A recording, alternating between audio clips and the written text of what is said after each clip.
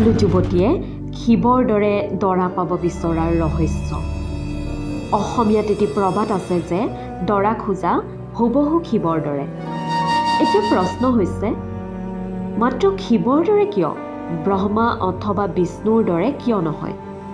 সকলো যুৱতী ছোৱালীৰ ইচ্ছা যে তেওঁৰ স্বামী তেওঁৰ মনে বিচৰা ধৰণৰ হওক, যিয়ে তেওঁৰ প্ৰতিটো কথা শুনিব, যিয়ে তেওঁৰ ভালদৰে যত্ন ল'ব, যিয়ে তেওঁক মৰম কৰিব, সন্মান কৰিব। যদিওবা বাস্তৱত মানুহৰ সকলো চাহিদা পূৰ্ণ নহয়, তথাপি যুৱতী ছোৱালীয়ে সদায় ভগৱান শিৱৰ দৰে স্বামী এজন আশা কৰে। বেছিভাগ যুৱতী শিৱৰ ভক্ত হৈ থাকে। শিৱৰাত্ৰিত যুৱতীয়ে গোটেই দিন উপবাস কৰে। শিৱলিংগত জল দি শিৱৰ দৰে স্বামী পাবলৈ প্ৰাৰ্থনা কৰে। এই পৃথিৱীৰ সকলো নাৰীয়ে বিচাৰে যে তেওঁৰ স্বামী সাহসী হওক, তেওঁৰ স্বামীয়ে অন্যায়ৰ বিৰুদ্ধে মাত মাতক, প্ৰতিবাদ কৰক, চকুৰ সন্মুখত কোনো বেয়া কাম দেখিলে বাধা আৰোপ কৰক। আৰু এই সমস্ত গুণ ভগৱান শিৱৰ কিন্তু আছিল।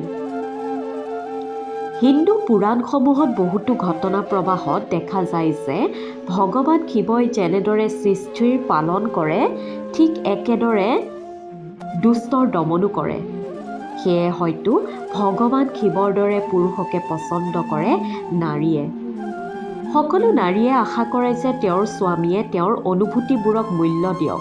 আৰু যেনেদৰে স্ত্ৰীক ভাল পোৱা দিয়াৰ আৰু স্ত্ৰীৰ অনুৰাগ পূৰ্ণ কৰিছিল মহাদেৱে, তেওঁ যিদৰে পাৰ্বতীক ভাল পাইছিল, তেনে ভালপোৱা সকলো যুৱতীৰে পচন্দৰ হয়। ভগৱান শিৱ সদায় আৰাধ্য, যিয়ে কোনোদিনে পশু আৰু দেৱতাসকলৰ মাজত কোনো পক্ষপাতিত্ব কৰা নাছিল, ভেদাভেদ ৰক্ষা কৰা নাছিল। তেওঁ সৰ্বদা সকলোৰে কল্যাণৰ কথা চিন্তা কৰিছিল। আনকি বহুবাৰ তেওঁ সংসাৰৰ কল্যাণৰ হেতু নিজে কষ্ট ভোগ কৰিছিল। মহাদেৱ শিৱ অতি শান্ত স্বভাৱৰ যদিও তেওঁ ক্ৰোধিত হৈ পৰিলে সৃষ্টিৰ বিনাশ কৰিব পাৰে।